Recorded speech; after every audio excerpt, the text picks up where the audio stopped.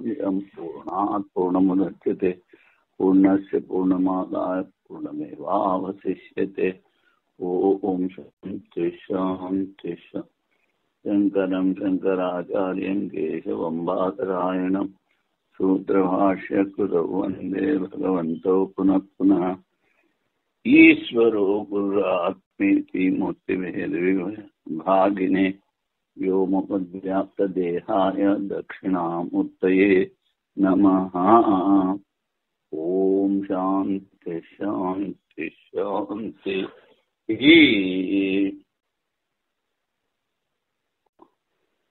ఆత్మగృహీత అధికరణము ఇందులో వైయాసిక న్యాయమాల ప్రథమ వర్ణకం. అంటే ఒక వర్ణకంలో ఒకలా ఎక్స్ప్లెయిన్ చేస్తారు, ఇంకో వర్ణకంలో ఇంకోలాగా వ్యాఖ్యానం చేస్తారు. అది అందుకని ఒకటే అధికరణంలో 2 సార్లు వైయాసిక న్యాయమాల వస్తుంది, 2 సార్లు భారతీయ వ్యాఖ్య సూత్రం వస్తాయి. అది ఆత్మావా ఇదమిత్యత్ర విరాట్ స్యాదథవేశ్వరః భూతా సృష్టేర్నేశ్వరః స్యాత్ గవాద్యానయనాద్ విరాట్ భూతోపసంహృతేరీశః స్యాదద్వైతావధారణాత్ అర్థవాదో గవాద్యుక్తిర్ బ్రహ్మాత్మత్వం వివక్షితం. ఆత్మావా ఇదమగ్రేవ ఆసీత్. ఇది తైత్తిరీయోపనిషత్తులో వాక్యం. ఇక్కడ విరాట్ చెప్పారా లేకపోతే ఈశ్వరుడు చెప్పారా అన్నది ప్రశ్న. భూత సృష్టేర్నేశ్వర, భూతాన్ని సృష్టించాడు కనుక ఈశ్వరుడు కాదు విరాట్ అంటాడు. ఎందుకని గవాద్యానయనాద్ విరాట్.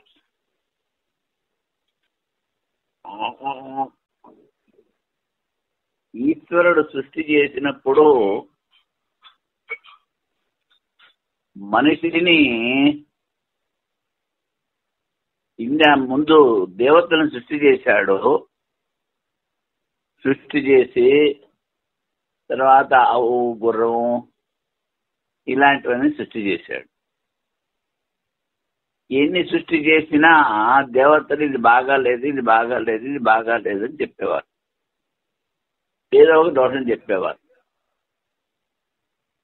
ఆఖరిలో అప్పుడు మనిషిని సృష్టి చేస్తే సుకృతం బత సుకృతం బత, బాగుంది బాగుంది అని ఆ దేవతలందరూ వాళ్ళ అంశంతో మనుషుల్లో ప్రవేశించాడు. అందుకని గవానయనము అంటే ఆవును తీసుకురావడం, గుర్రాన్ని తీసుకురావడం, ఒంటెని తీసుకురావడం ఇవన్నీ చెప్తారు కనుక ఈశ్వరుడు కాదు విరాట్ సృష్టి చేస్తాడు కనుక విరాట్ ఉంటాడు పూర్వపక్షి. అప్పుడు సిద్ధాంత సమాధానం భూతోపసంహృతేరీశః. ఇక్కడ భూతాలను చెప్పారు, పంచభూతాలు. అందుకని ఈశ్వరుడు స్యాద్ అద్వైత అవధారణాత్. ఇక్కడ అద్వైతాన్ని చెప్పాలి. అందుకని మరి ఆవు తీసుకొచ్చాడు ఇదన్నీ, అది స్తుతి. అర్థవాదో గవాద్యుక్తి బ్రహ్మాత్మత్వం వివక్షితం. ఆత్మ బ్రహ్మల ఏకత్వము ఇక్కడ చెప్పదలిచారు. అందుకనే ఆఖరిలో ఈ ఐత్రేయోపనిషత్తులో ప్రజ్ఞానం బ్రహ్మ అన్నారు. మహావాక్యం అది. లక్షితమైన జీవ చైతన్యము బ్రహ్మ చైతన్యము ఒకటే అని చెప్తారు. అది ఆత్మావాయుధమకమేవ అగ్రాసీత్. ఆత్మశబ్దం ద్వారా విరాట్ పురుషుని గ్రహించవలైనా ఈశ్వరుని గ్రహించవలైనా సంశయం. విరాట్ పురుషుడే గ్రహించబడటం వలన ఈశ్వరుని గ్రహింపబడటం లేదన్న పూర్వపక్షి. ఎందుకనగా ఆవును తెచ్చుట మొదలైనవి శరీరంతోనే జరుగుట సంభవం. అంతేకాక భూతముల సృష్టి నిరూపణం లేదు. ఇంతవరకు పూర్వపక్షి. అప్పుడు సిద్ధాంత సమాధానం, విరాట్ పురుషుడి గ్రహణం ఒకటి లేదు, ఈశ్వరుని గ్రహణమే కూర్చున్నది. అద్వైతముకు అవధారణము నిశ్చయం కావాలని భూతములు ఉపసంహారం చేసిన ఈశ్వరుడే శాస్త్రం చెప్పదలుచున్నదని తెలియను. భూతముల ఉపసంహారం, ఉపసంహారము, భూతముల ఉపసంహారం మళ్ళీ ఎక్కడి నుంచి సృష్టి అయ్యా అందులో లీనం. ఇది చెప్పడం వలన ఈశ్వరునే శాస్త్రము చెప్పదలుచుని తెలియను. ఆవును తెచ్చడం అన్నది స్తుతి మాత్రమే, అది స్తుతి. ఇప్పుడు భారతీయ వారి వ్యాఖ్య, ఆత్మావా ఇదమేక ఏవాకర ఆసీత్. సృష్టికి ముందు సజాతీయ విజాతీయ స్వగత భేద శూన్యమైన ఆత్మ ఒకటే ఉంది. ఇందులో ఆత్మశబ్దం వచ్చింది. ఆత్మశబ్దం ద్వారా విరాట్ పురుషుని గ్రహించబడిన కానీ ఈశ్వరుని గ్రహించరాదు. పూర్వపక్షి సైక్షత లోకాను సుజాయితి.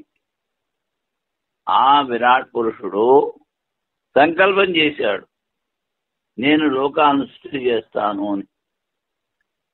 5 భూతముల సృష్టి చెప్పగా కేవలం లోకముల సృష్టిని చెప్పింది. భూతాల సృష్టి చెప్పలేదు, లోకాల సృష్టి చెప్పారు. తైత్రీయోపనిషత్తు, చాందోగ్యోపనిషత్తు మొదలైనలో ఈశ్వరుని ప్రకంలో భూత సృష్టిని గురించి చెప్పేది. ఆత్మన ఆకాశ సంభూత ఆకాశాన్ని వాయు వాయురగ్ని అగ్నిరాప ఆప పృథివీ పృథివ్యాం ఓషధయ అని తైత్రీయంలో చెప్పారు. చాందోగ్యంలో ముందు తేజస్సు, తర్వాత జలము, తర్వాత పృథివీ, ఈ 3 చెప్పారు సృష్టి. అలాగ భూత సృష్టి ఇక్కడ చెప్పలేదంటాడు ఐత్రేయంలో. ఆ దేవతల కొరకు ఆవును తీసుకుని వచ్చాను. ఎందుకని? అసలు ఈశ్వరుడు, ఈశ్వరుడు నుంచి విరాట్ నుంచి దేవతలు. ఆ దేవతలు మాకు ఉండేందుకు స్థానం చూపించండి అంటే అప్పుడు ఒక్కొక్క జంతువుని తీసుకొచ్చాడు. ఇది బాగాలేదు, ఇది బాగాలేదని ఆఖరణ మనిషిని తీసుకొస్తే అందులో ప్రవేశించారు. శరీరం గల విరాట్ పురుషుని ద్వారానే సంభవము. అశరీర పరమాత్మలో ఇది సంగతం కాదు. ఆవును తీసుకురావడం. అందువలన శృతిలో ఆత్మశబ్దం ద్వారా విరాట్ పురుషుడే వివక్షితుడు. ఇదంతా సంకల్ప సృష్టి. ఇంత సంకల్ప సృష్టి అవుతున్నప్పుడు ఆవును సృష్టించి తీసుకురావడం ఏం గొప్ప మాట కాదు. అది అప్పుడు దీనికి సిద్ధాంత సమాధానం, ఆత్మావాయుధమేకేవా వాక్యంలో ఏక ఏవన అవధారణ వలన ఆత్మశబ్దంతో ఈశ్వరునే చెప్పుచున్నారు. ఏవ ఇప్పుడు చెప్పాను కదా, సజాతి విజాతి స్వగత భేద శూన్యం అదొక్కటే ఉంది. ఈశ్వరునే చెప్పుచున్నారు. అన్ని శాఖల్లో చెప్పిన భూతం సృష్టి ఉపసంహారం చేసుకునేవాళ్ళను. అంటే భూతాలను సృష్టి చేసి అప్పుడు లోకాలను సృష్టి చేశారని చెప్పుకోవాలి. ఉపసంహారం అంటే ఇక్కడ ఏవి చెప్పలేదో అవి తెచ్చుకోవడం, అంతేగాని లయం కాదు. దేవతల వరకు ఆవును తీసుకుని వచ్చినది కేవలం అర్థవాదం. దాని జ్ఞానం స్వతంత్రంగా పురుషార్థం కాదు. ఒకవేళ భూతార్థవాదమని స్వీకరించినను విరాట్ పురుషుని ద్వారా ఈశ్వరుడే ఆవును తీసుకుని వచ్చును. తీసుకొచ్చేవాడు ఈశ్వరుడే, కానీ మధ్యలో మధ్యమం ఉంది. ఇది ఆ విరాట్ పురుషుని ద్వారా ఈశ్వరుడే ఆత్మను తీసుకొచ్చాడు. ఆ దేవతల వరకు ఆవును తీసుకుని వచ్చిన వినిపించుతున్న వాక్యం అర్థవాదం స్వీకరించిన అర్థవాదం చెప్పిన శృతి అర్థం అవిక్షిప్తమని, అర్థవాదం చెప్పే శృతి దానికి అర్థం లేదని ఎవడైనా అంటే కాదు. జీవబ్రహ్మ ఐక్యం విక్షితం. ఆత్మావాదమైకే వాగ్రసి దాన్ని ఉపక్రమం చేసి స ఏతమేవ పురుషం బ్రహ్మతత్వం అపశ్యాత్, వాడు పూర్ణమైనటువంటి బ్రహ్మ వ్యాపకమైన దాన్నే చూశాడు. ప్రజ్ఞానం బ్రహ్మ అను వాక్యముల ద్వారా ఈశ్వరునితోనే ఉపసంహారం చేసిరి. ఇక్కడ ఉపసంహారం అంటే ఆఖరు, అక్కడ ఉపసంహారం అంటే అక్కడ ఇక్కడ తెచ్చుకోవడం. అందువలన ఆత్మసిద్ధంతో ఈశ్వరుని గ్రహించవలేను. కనుక ఆత్మ ద్వారా ఈశ్వరుడు. ఈశ్వరుడు అంటే సృష్టికర్త, మాయా ఉపాధి ఉన్నవాడు.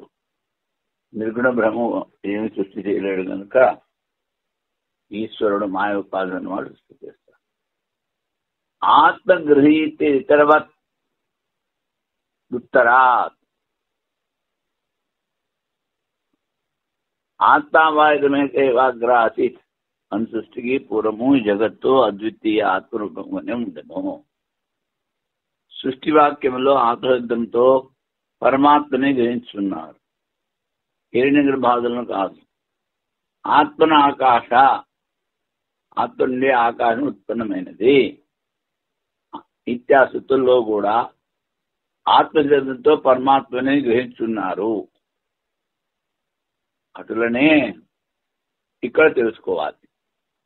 ఎందుకనగా సైక్షత లోకానుసృజ ఇమాన్ లోకానుసృజత, ఆ ఈశ్వరుడు సంకల్పించాడు నేను లోకాలను సృష్టి చేస్తాను అని. అప్పుడు లోకాలను సృష్టించాడు. పరమాత్మ లోకం సృష్టించని సంకల్పం చేసెను, అతడు ఈ లోకములను సృష్టించెను. ఆ పరమాత్మ సంకల్పపూర్వకంగా సృష్టించను, సృష్టికర్త రూపంగా విశేషణము కాదు. సృష్టికర్త కాదు, ఇక్కడ సంకల్పం. ఏ విధంగా అయితే కళలు చూస్తాము అలా ఆ విశేషణం అన్ని శృతుల్లో ముఖ్య రూపముగా పరమాత్మలోనే తెలుసుకునవలేను. సంకల్ప సృష్టి ఈ విశేషణము మీను శృతుల్లో ఇది పరమాత్మ చెప్తుందని తెలుసుకోవాలి. ఆత్మశబ్దం జీవాత్మ పరమ ఉండటం వలన దాని యథార్థ బోధ కొరకు ఆనంద ధర్మల ఉపసంహారము అవసరం లేదు అని పూర్వపక్ష మతము. ఆత్మ అంటే జీవాత్మ,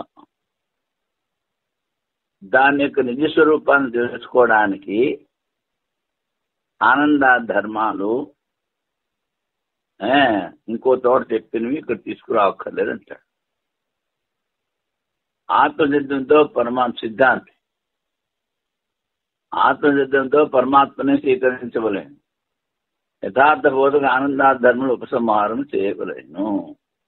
ఇంకో చోట చెప్పినా సత్యం జ్ఞానం అనంతం ఆనందం సచ్చిదానంద స్వరూపం మనం చెప్తూ ఉంటాం గనక అది బ్రహ్మ గురించి గనక, ఇక్కడ ఆత్మ బ్రహ్మల ఏకత్వం గనక ఆనంద ధర్మాలు ఇక్కడ తెచ్చుకోవాలి.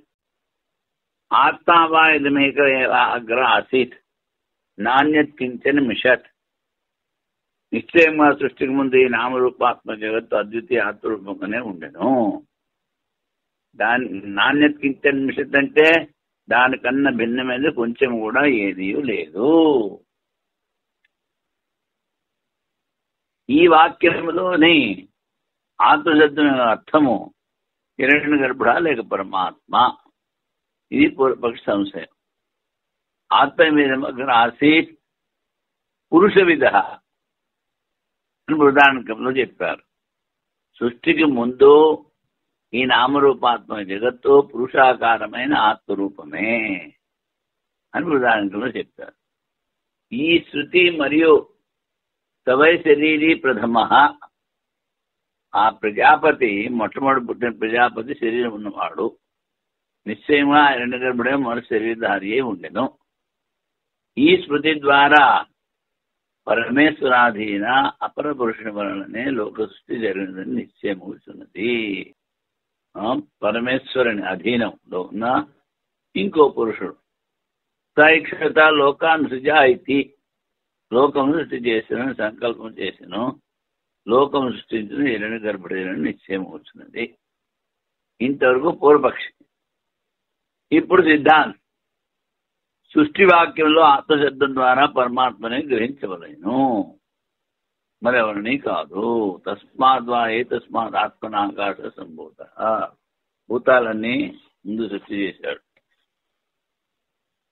పరమాత్ముడిని ఆకాశం ఉత్పన్నమైన మరియు ఇతర సృష్టి వాక్యంలో ఆత్మశబ్దం ద్వారా పరమాత్మని గ్రహించింది. తైత్రీయంలో ఇతడు కూడా తెలుసుకున్నవాళ్ళే. ఇక్కడ కూడా పరమాత్మ నుంచే సృష్టిని తెలుసుకోవాలి.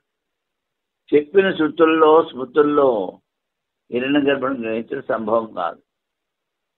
సంభవము కదా అంటావేమో, అది సరికాదు. ఎందుకనగా పురుష విధమును విశేషముల కారణముగా హిరణ్య గర్భను గ్రహించడం సంభవమైనను, మిగిలిన విశేషముల కారణముగా హిరణ్య గర్భను గ్రహించడం సంభవం కాదు. నువ్వు పురుష విధ అని చెప్పి దాన్ని పట్టుకున్నావు, కానీ ఇంకా విశేషణాలు ఉన్నాయి. అవన్నీ కూడా నిర్గుణ బ్రహ్మనే చెప్తున్నాయి ఈశ్వరుని. లోక సృష్టి మొదలగు విశేషములు పరమాత్మకు చెప్పుడుకు అనుకూలము. లోకాన్ సృజత దైక్షత లోకాన్ని సృజై, సంకల్పించాడు లోకాలను సృష్టి చేస్తాను. అందుకని ఇక్కడ సృష్టి వాక్యంలో పరమాత్మని తీసుకోవాలి. హిరణ్య గర్భుడు విరాటు వెళ్ళి కాదు అంటాడు. అన్వయాది చేత్ స్యాద్ అవధారణాత్, లోక సృష్టి వాక్యం విచారించిన హిరణ్య గర్భంలోనే సృష్టి వాక్యం అన్వయం అవుతుందా కానవచ్చుచున్నది, అలా కనిపిస్తుంది అంటాడు. అందువలన పరమాత్మ గ్రహణం సరికాదు. అలా ఎవరైనా సంశయాన్ని చెప్తే దాని సిద్ధాంతం చెప్పే సమాధానం ఆత్మావాహన శుద్ధిలో ఏకత్వం అవధారణ ఏవ నిశ్చయం కాదు. ఆ అవధారణం పరమాత్మలోనే సమంజసము. ఏక ఏవ, అది ఒకటే ఉంది సృష్టికి ముందు. అందువల్ల పరమాత్మ గ్రహణం చేయటం యుక్తి సంగతము. లోక సృష్టి వాక్యములో పర్యాలోచనము ద్వారా హిరణ్య గర్భంలోనే సృష్టి వాక్యం అన్వయమగినట్లు కానువస్తున్నది పూర్వపక్షి. అందువలన ఆత్మశబ్దం ద్వారా పరమాత్మ గ్రహించడం ఉచితం కాదు అని పూర్వపక్షి. అప్పుడు సిద్ధాంత సమాధానం ఆత్మశబ్దం ద్వారా పరమాత్మ గ్రహణమే యుక్తి సంగతము.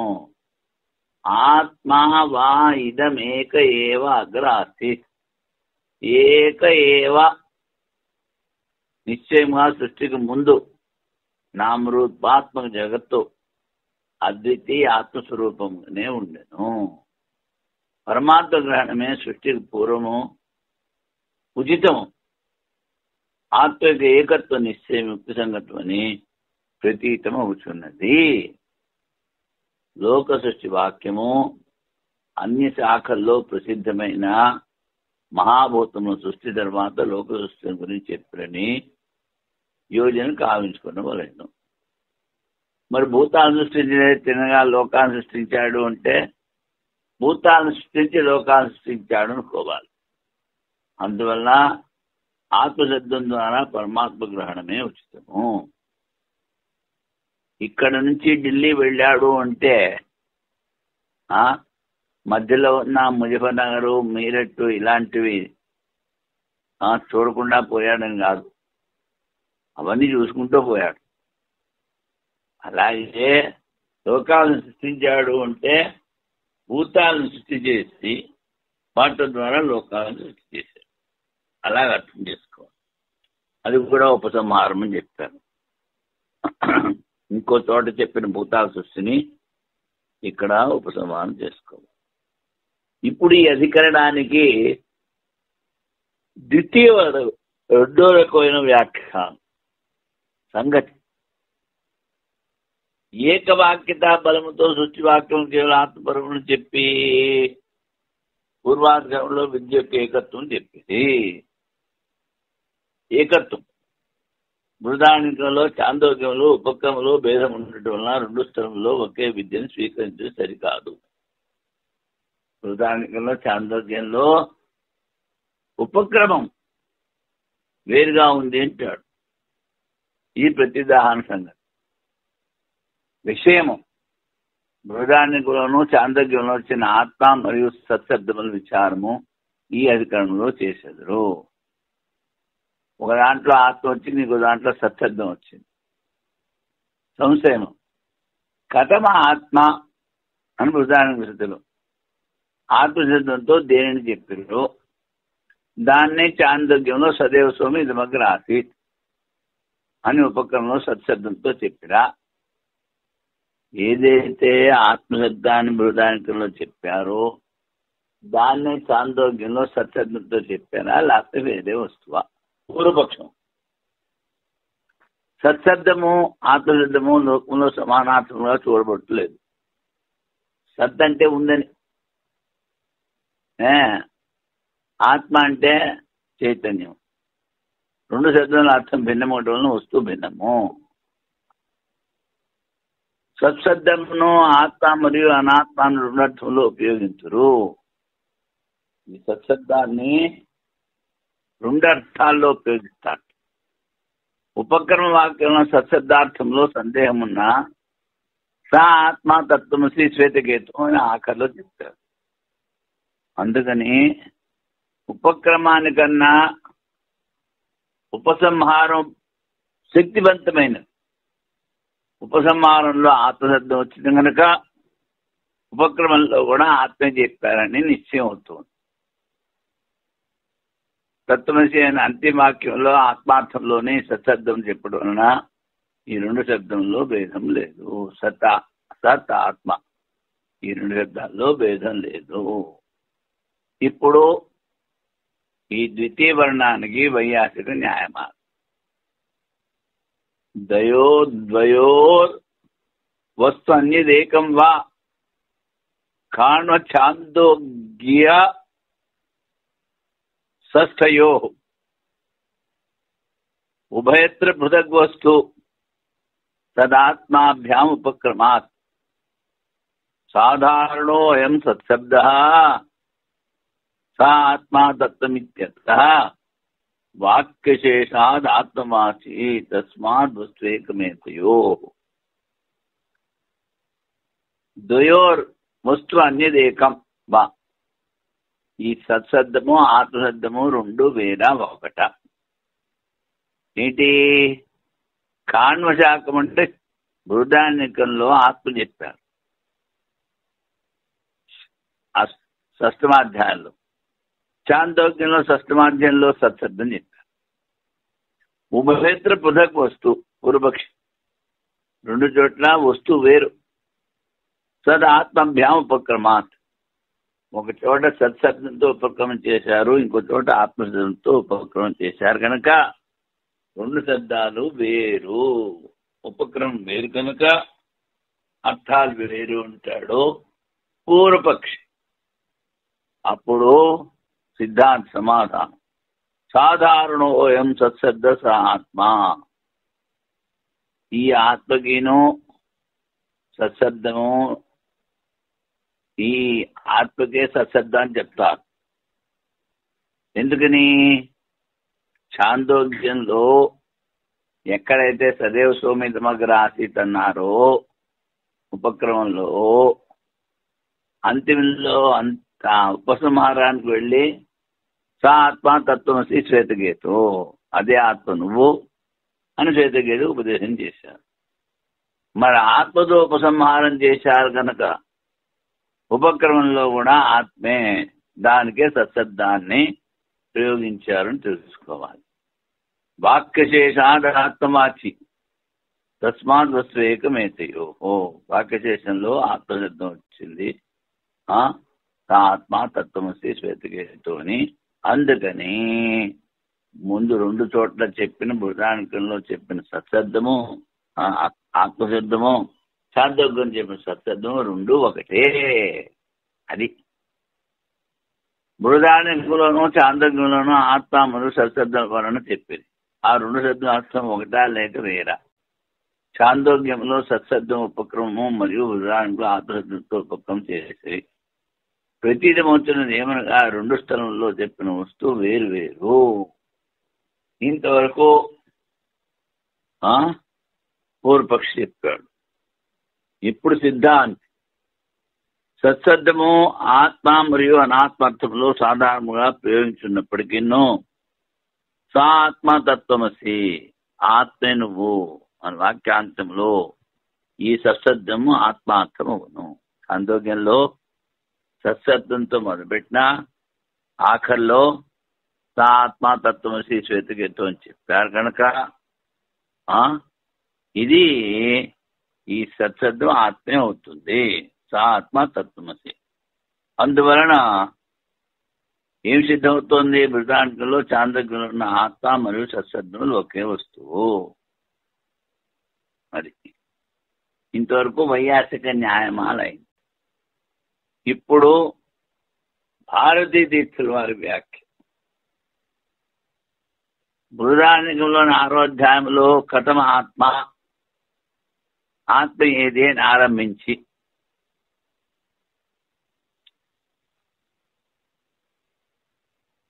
ఆత్మరూపం విస్తారంగా వర్ణన గావించిరి. చాందోగ్యంలోని 6వ అధ్యాయంలో సదేవ సౌమిత్రమగ్రాసీతని, ఓ సౌమ్యుడా, సృష్టికి పూర్వం ఈ జగత్ సద్రూపంగా ఉంటుందని ఉపక్రమం గావించారు. సద్వస్తును విస్తారముగా వర్ణన గావించిరి. లోకంలో ఆత్మశబ్దము మరియు సత్శబ్దము పర్యాపదములుగా చూడబడటలేదు. అది పూర్వపక్షి. అందువలన 2 వస్తువులు వేరు. సిద్ధాంతి ఆత్మ మరియు అనాత్మ అర్థముల్లో సత్శబ్ద ప్రయోగించున్నను.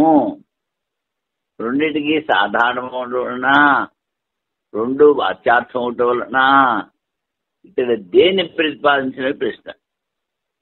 సత్శబ్దానికే ఆత్మ అనాత్మ రెండింటికి 2 అర్థాల్లో ఈ సత్శబ్దాన్ని ఉపయోగిస్తారు.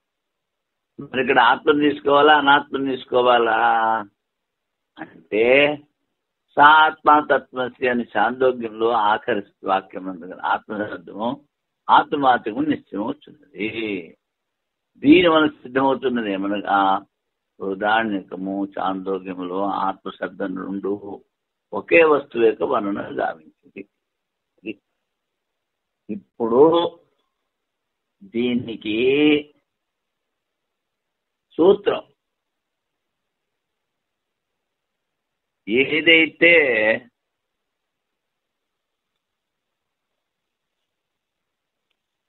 సూత్రం చెప్పారో 375, 376, ఎందుకంటే అధికరణం ఒకటే. అందుకని అధికరణలో 2 సూత్రాలు ఉన్నాయి. ఆ 2 సూత్రాలకి ఆయా వర్ణకం భేదం ద్వారా అర్థం చెప్పాలి. సూత్రాన్ని మార్చడానికి వీలు లేదు. అర్థం కొంచెం మార్చి చెప్పారు అంతే. ఆత్మగృహీతరితరవత్ ఉత్తరా ఆత్మావాత్మికైవాగ్రహాన్ని సృష్టికి ముందు ఈ జగత్తు అద్వితీయ ఆత్మయి ఉండెను. సృష్టి వాక్యంలో ఆత్మసిద్ధంతో పరమాత్మనే గ్రహిస్తున్నారు. హిరణ్య గర్భాద సంగ్రహం లేదు. పూర్వ వర్ణంలో హిరణ్య గర్భుడా విరాట అన్నారు, ఏం లేదని చెప్పారు. ఏ విధంగా ఆత్మన ఆకాశ, ఆత్మ నుండి ఆకాశం ఉత్పన్నమైనది. ఆత్మసిద్ధంతో పరమాత్మని గ్రహిస్తున్నారు ఇతర సృష్టి వాక్యముల్లో, అలాగే ఇచ్చట కూడా తెలుసుకోని వలన. ఇందులో కనుక సైక్షత లోకాను సుజాయితి, ఆ పరమేశ్వరుడు సంకల్పించాడు నేను లోకాలను సృష్టి చేస్తాను. విచారించాను. స ఇమాన్ లోకాన్ని అసృజత, ఈ లోకాలు 14 భువనాలు సృష్టించాడు. ఈ లోకమును సృజించని సంకల్పించాను. ఈ లోకమును సృజించేదనని సంకల్పించాను. ఈ సృష్టిలో విచారపూర్వకమని సృష్టికర్తృత్వ రూపమైన విశేషణం గలదు. సృష్టికర్త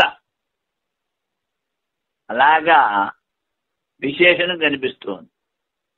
సృష్టికర్తృత్వ రూపమైన ఈ విశేషణం ద్వారా మిగిలిన శృతుల్లో ముఖ్యంగా పరమాత్మే సృష్టికర్త అని తెలుస్తున్నది. సృష్టికర్త పరమాత్మ అని తేలుతోంది.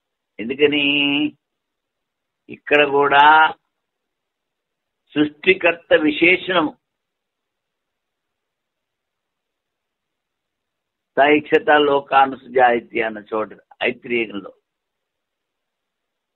ఈ సృష్టికర్త విశేషణం ద్వారా ఎలాగైతే మిగిలిన శృతుల్లో ముఖ్య సృష్టికర్త పరమాత్మను ఒప్పుకున్నారో ఇక్కడ కూడా అలాగే తెలుస్తోంది. పూర్వ విద్య భిన్నమవటం వల్ల గుణముల ఉపసంహారం సరికాదు. విద్య అభిన్నము, ఉపసంహారం ఉచితము. అంటే అక్కడ చెప్పిన గుణాలు ఇక్కడ తెచ్చుకోవాలి అంతే.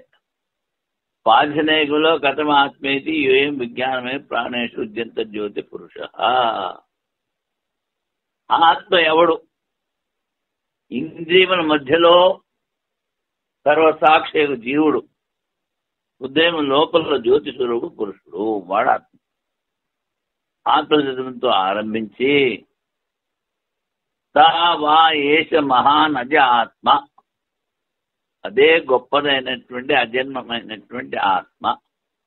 నిశ్చయంగా ఈ ఆత్మ జన్మమృత్యు రహితమైన పరమేశ్వరుడు. అదే ఆత్మను ఉపసంహారంలో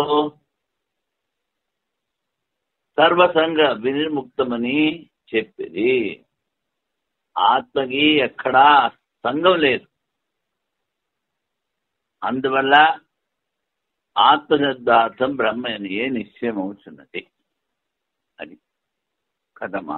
చాందోగ్యంలో ఇప్పుడు బృహదారణ్యకంలో మొదలుపెట్టాడు కథమాత్మ. దాని అర్థం చెప్పాడు ప్రాణేషు ఉద్యంత జ్యోతి పురుష. 15వ వర్షంలో ఏదో దేశంలో ఉన్నటువంటి జ్యోతిర్మయ పురుషుడు. మళ్ళీ ఆఖరిలో మహాన్, చాలా గొప్పవాడు ఈ ఆత్మ, చాలా పెద్దది. అజహ అంటే నా జాయితే అజ, దీనికి జన్మ లేదు, జన్మమృత్యులు లేవు. జన్మమృత్యులు లేనివాడు ఆత్మ, అదే పరమాత్మ.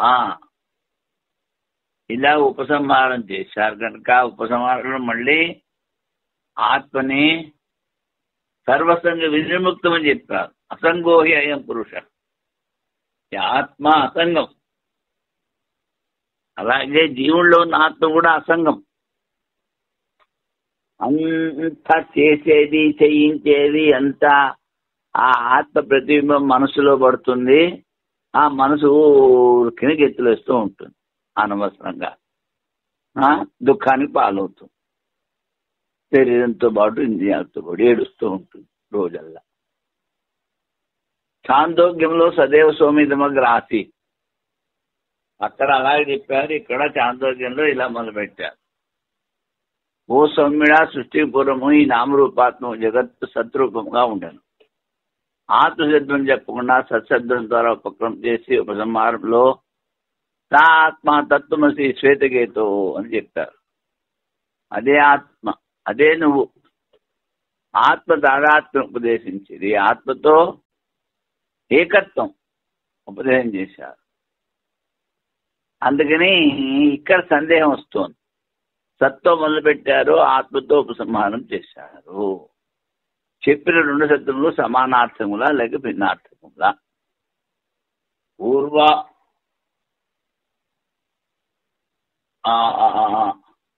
వర్ణకంలో ఇది ఈశ్వరుడా లేకపోతే విరాట అని ప్రశ్న చేశాడు. ఇక్కడ శబ్దాలు తీసుకున్నాడు, సత్శబ్దము ఆత్మశబ్దం. అది ఇంతే తేడా రెండు వర్ణాలకి. సాత్మను ఉపసంహార వాక్యంలో ఆత్మ తాదాత్మ్య ఉపదేశం గావించింది. అందువల్ల రెండు పదములకు ఆత్మయే అర్థం. సత్శబ్దము ఆత్మశబ్దం నుండి ఒకటే అర్థం. అన్వయాది చేదవధారణ లోక సృష్టి వాక్య పర్యాలోచన ద్వారా హిరణ్య గర్భంలోనే లోక సృష్టి వాక్యం యొక్క అన్వయం చూడబడుతున్నది. అందువల్ల పరమాత్మ గ్రహణం ఉచితం కాదు అని ఎవరైనా ప్రశ్నిస్తే అప్పుడు సమాధానం ఆత్మావాయమగ్రేవాసీత్. అవధారణం ఏకత్వ అవధారణ, అది ఒకటే ఉంది, సృష్టికి ముందుకేమీ లేదు. అవధారణ పరమాత్మలోనే చెప్పుడు సరి. ఏకం సద్విప్రా బహుదా వదంతి, ఒకటే ఉండేది. అందువల్ల పరమాత్మనే గ్రహిస్తున్నారు. ఉపసంహార వాక్యముల అర్థము ఉపక్రమ వాక్యం అనుసారం చేయవలేను. ఉపసంహారం ఉపక్రమం దేంతో చేశావో దాంతోనే ఉపసంహారం చెయ్యాలి. బాంబేతో మొదలు పెడితే బాంబేలోనే సంహారం చేయాలి. బాంబేతో మొదలు పెట్టి కలకత్తా పోకూడదు. చాలా మంది ఈ విషయం తెలియక ఆ ప్రవక్తలు ఏదో చెప్పుకుపోతూ ఉంటారు. ఏది ఉపక్రమము, ఏది ఉపసంహారము, ఏది అపూర్వత, ఏది అభ్యాసము, ఏది ఫలము, ఏది అర్థవాదము, ఏమీ ఆలోచించలేదు. కొడుతూ ఉండడం ఆహా దుమ్ము లేపేశాడంటాడు. ఎవరు చెప్పారా అంటే విషయం ఏమీ లేదు. అలా ఉండకూడదు.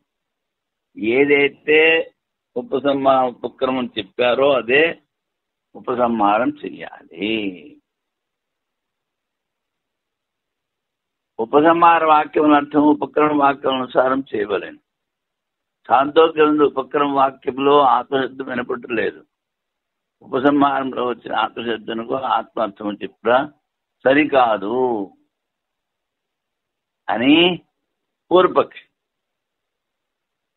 అప్పుడు ఈ పూర్వపక్షికి సమాధానం, ఉపక్రమ వాక్యంలోని సత్పదం ద్వారా ఆత్మార్థం చెప్పుటే ఉచితం. శృతి వాక్యంలో ఒక విజ్ఞానం ద్వారా సర్వవిజ్ఞానిక ప్రతిజ్ఞ. ఏది తెలుసుకుంటే అంత తెలుసుకోబడుతుందంటే అధిష్టానం ఆత్మ, దాంట్లో మీదంతా కల్పితం. అది తెలుసుకుంటే అంతా తెలుసుకోబడుతుంది. ఏనా శృతం శృతం భవతి అమతం మతం అవిజ్ఞాతం విజ్ఞాతం. ఏ పదార్థం తెలుసుకున్నా వినబడని వస్తువు వినబడినది అగును, సంకల్పింపబడని వస్తువు సంకల్పింపబడినది అగును, బుద్ధి గోచరము కానిది బుద్ధి గోచరం అగును. ఇది ఒక విజ్ఞానం ద్వారా సర్వవిజ్ఞానం యొక్క నిశ్చయం గావించి సదేవన వాక్యంలో సత్పదంతో అద్వితీతం నిశ్చయం గావించబడింది. ఒకటే ఉన్నది. ప్రతిపాదన ప్రకారములో భేదమున్నను ప్రతిపాదించవలసిన వస్తువు యొక్క అర్థములో తేడా లేదు. చెప్పేటప్పుడు శబ్దం వేరైనా దేని గురించి చెప్పాలో అందులో తేడా లేదు. అది ఈ విధంగా ఈ అధికరణ అయింది, ఆత్మగ్రహిత అధికరణం. రెండు రకాలుగా ఎక్స్ప్లెయిన్ చేశారు. ఇప్పుడు కార్యాఖ్యానాధికరణం, కిందటి అధికరణంలో ఉపసంహార వాక్యానుసారము సందిగ్ధమైన సత్శబ్దముతో ప్రారంభించబడిన వాక్యము ఆత్మబ్రహ్మగా చెప్పబడినది. అలాగనే ఆచరామేత అని అంతిమ వాక్యం బలం ద్వారా ఆచామంతి వర్తమాన క్రియ ద్వారా సందిగ్ధమైన విధిలో విధిత్వం నిర్ణయించవలెను.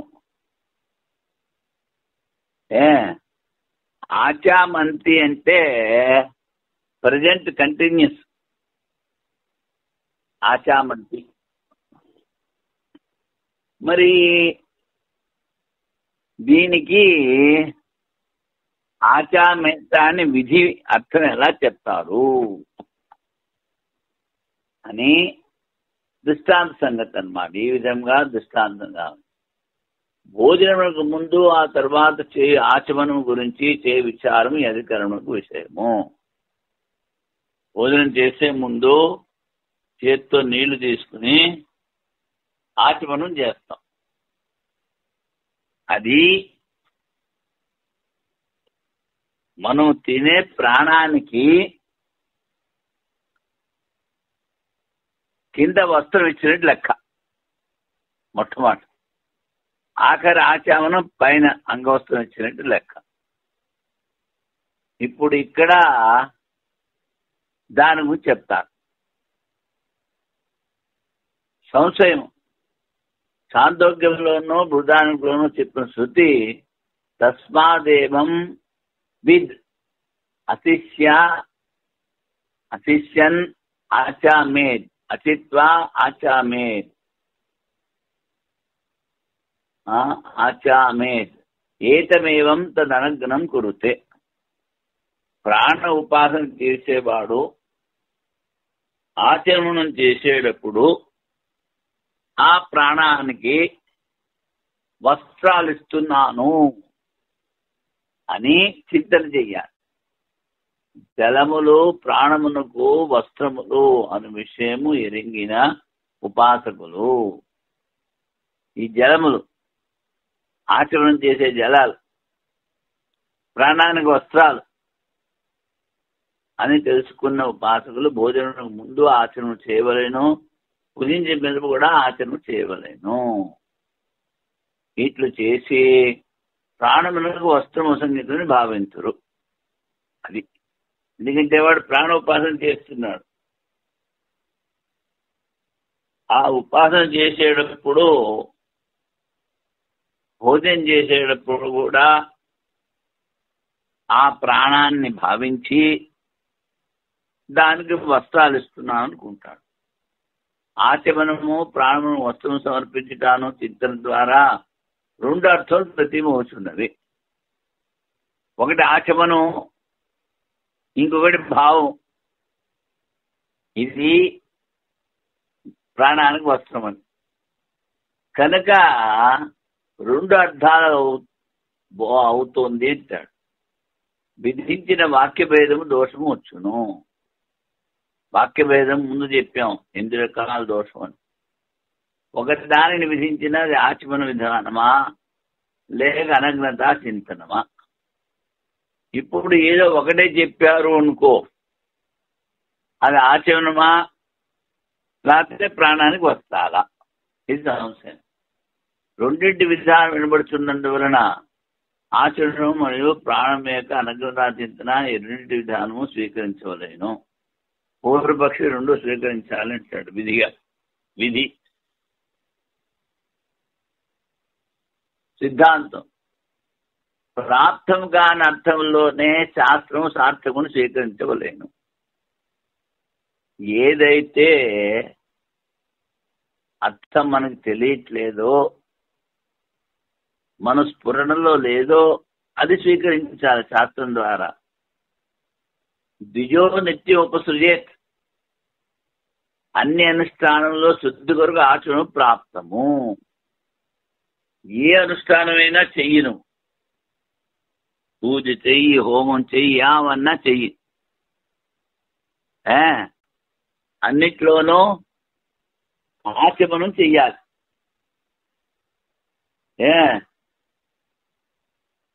ప్రాణోపాసనలో అనగ్రతాచింతన విధానం చేయబడినది. అది ఆచమనము మొదల నుంచి ప్రాప్తం. కనుక ఇక్కడ ఒకటే విధి. ఏమిటి? అనగ్నత విధి. ఆచమనం పూర్వం నుండి ప్రాప్తము. దాని అనుసరించి ప్రాణోపాసనగా పూర్వమైన అనగ్నత చింతన మాత్రమే విధానము గావించిన అభీష్టము. రెండింటి విధానం కాదు. ఒకటి మొదటి నుంచి ఏ కర్మ చేసినా ఆచమనం చెయ్యాలి శుద్ధి కొరకు. ఓం విష్ణు ఓం విష్ణు ఓం విష్ణు కేశవాయ స్వాహ నారాయణ స్వాహ మాధవాయ స్వాహ ఋషికేశాయ నమః అని ఆచమనం చేస్తారు ప్రతి కర్మలోను. అది ప్రాప్తం మొదటి నుంచి. కనుక ఇక్కడ ప్రాణం యొక్క అనగ్నత అది చెప్తారు ఈ వైయాసిక న్యాయమల. అనగ్న బుద్ధి ఆచమనే విధేయే బుద్ధిరేవ ఉభయపి విధేయేత ద్వయోరత్వతః.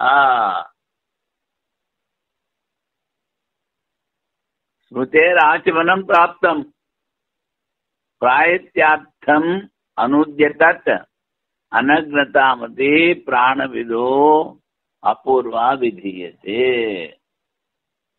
అనగ్న బుద్ధ్యా ఆచమనే విధేయే బుద్ధిరేవ.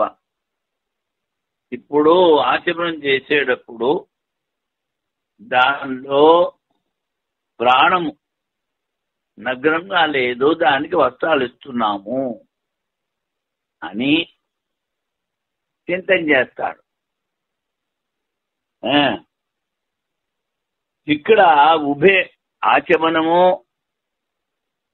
వస్త్రాల చింతన రెండు వినిపిస్తున్నాయంగా రెండు విధులు చెప్పాలి అంటాడు పూర్వవాది. స్మృతిగా ఆచమనం ప్రాప్తం. ప్రతి కర్మలోనూ స్మృతుల ద్వారా ఆచమనం చెయ్యాలన్నది విధి. అది మొదటి నుంచి ప్రాప్తం. ప్రాయత్యార్థం అనుద్య తత్ అది దాన్ని అనువాదం చేసి ఇక్కడ ప్రాణానికి అనగ్నత, ప్రాణము నగ్నంగా ఉండకూడదని దానికి వస్త్రాలు ఇస్తారు. ప్రాణవిధో అపూర్వ విధీయతి. అపూర్వాన్ని ఇక్కడ విధి చేస్తున్నారు. రెండు విధులు కాదు. ఒకటి ముందు నుంచి ప్రాప్తం. భోజనం చేయటం ముందు ఆచరణం చేయవలేము, భోజనం చేసిన తర్వాత కూడా ఆచరణం చేయవలేము. ఆచమనము ద్వారా ప్రాణము ఆచ్ఛాదించబడిన స్వీకరించరు. పైన చెప్పిన శృతి యొక్క అనువాదం ద్వారా ప్రాణం యొక్క అనగ్న బుద్ధి ఆచమనము ఈ రెండింటి విధానం చేయబడిందా లేదా కేవలం ప్రాణం యొక్క అనగ్నత మాత్రమే విధించిరా అని సంశయం. శృతివాక్యం ద్వారా ప్రాణం యొక్క అనగ్నత బుద్ధి ఆచరణము ఈ రెండూ విధించబడినమని పూర్వపక్షి. అప్పుడు సిద్ధాంత్ శుద్ధి కొరకు స్మృతి ద్వారా ఆచరణ ప్రాప్తం. దానిని అనువదించి ప్రాణోపాసన కొరకు అపూర్వమైన అనగ్నతా బుద్ధిని విధానము గావించింది. అది ఇప్పుడు దీనికి భారతీయ తీర్థుల వ్యాఖ్య. బృహదారణ్యం యొక్క ప్రాణ విద్యాంతంలో చెప్పిన శృతి అశిష్యన్ ఆచామేత్ అసిత్వా ఆచామేత్. భోజనం చేసే ముందు ఆచరణ చేయాలి, భోజనం చేసిన తర్వాత ఆచరణ చేయాలి. ఏతమేవా తద్ అనమగ్గా తద్ అనగ్నం కురుతే. అనం అంటే ప్రాణం, అనగ్నం అంటే వస్త్రాలు లేకుండా ఉండడం. ఆ ప్రాణాన్ని నగ్నంగా ఉండకూడదు అని చింతన చేస్తారు. అంటే వస్త్రాలు ఇస్తారు. భోజనం ముందు ఆచరణ చేయవలేను, భోజనం గావించి ఆచరణ చేయవలేను. ఆ ప్రాణం వస్త్రము ధరించిన దానిగా చేయను. ఆచమనం ఏమిటి? ప్రాణానికి వస్త్రదానం. ఇందులో శృతిలో సందేహం వస్తోంది. అనగ్రతా బుద్ధి మరియు ఆచరణము ఈ రెండింటి విధానం గావించున్నదా, లేక కేవలము అనగ్రతా బుద్ధిని మాత్రమే విధానము గావించుతున్నదా? ఇది పూర్వపక్షి. ఈ సందేహం. పూర్వపక్షి శృతిలో రెండింటి విధానము వినబడటం వలన రెండింటి విధానము కలదు. అప్పుడు సిద్ధాంతం చెప్తే అప్రాప్తే శాస్త్రమర్థవత్, ఏదైతే ఇంతవరకు చెప్పబడలేదో అప్రాప్తం, దానిలోనే శాస్త్రం అర్థవంతము. అప్రాప్త విషయంలోనే శాస్త్రము సార్థకము. ఈ న్యాయాన్ని అనుసరించి ఇతర ప్రమాణం ద్వారా అప్రాప్తమైన అనగ్రంథ బుద్ధియే ఇచ్చట విధించబడినది. ఇతర శాస్త్రాల్లో ఈ అనగ్రత బుద్ధి చెప్పలేరు, అది ఇక్కడ చెప్పారు. అందుకని అది స్వీకరించాలి. భోజనం ముందు, భోజనం తర్వాత ఆచరణను యోగ్యమైన జలములో వస్త్రబుద్ధిని చేసి ఆ వస్త్రమును ప్రాణం యొక్క అనగ్నతగా ధ్యానం చేయవలెను. ముందు కనుక ఆచరణ చేసి ధ్యానం చేయాలి. ప్రాణానికి వస్త్రాలు ఇస్తున్నామని. ఆచరణ శుద్ధి కొరకు స్మృతి ద్వారా ప్రాప్తం. ఆచమనము శుద్ధి, అది మొదటి నుంచి ప్రాప్తం. స్మృతి ద్వారా ఏ కర్మ చేసినా నువ్వు ఆచమనం చెయ్యాలి. అందుకనే పూర్వకాలంలో ఓ లోట ఎప్పుడు దగ్గర ఉంచుకునేవారు. అవిటి పోస్తే ఆచమనం చేసేది. ఇది ఉమ్మేస్తే ఆచమనం చేసేది. ఏది చేసినా అనవసరమైన వస్తువులు ముట్టుకుంటే మళ్ళీ ఆచమనం చేసేది. శుద్ధి కొరకు శుద్ధి ద్వారా ప్రాప్తం కనుక దాని విధానం చేయదు. ఆ స్మృతికి ఈ శృతి మూలమును ప్రశ్న గావించరాదు. దానికి ఇది మూలం అనుకోవడం. అందుకని వర్ణాశ్రమ ధర్మ ప్రకరణము కానంత వలన దీని విషయం వేరు. ఇక్కడ వర్ణాశ్రమ ధర్మాల గురించి చెప్పట్లేదు, ప్రాణ ఉపాసన గురించి చెప్తున్నారు. కనుక ఈ ప్రకరణం వేరు. చెప్పిన శృతికి మూలమైన వేరు శృతి యొక్క అనుమానం చేయవలేను. అందువలన ఆచరణ శృతి ద్వారా ప్రాప్తమవటం వలన ప్రాణోపాసన అనగ్రతా బుద్ధి విధింపబడినది. స్మృతి దానికి వేరొక శృతి యొక్క అనుమానం చేయవలేను. అంటే స్మృతి ఏమిటి? శుద్ధి కొరకు ఆచమనము ప్రాప్తము.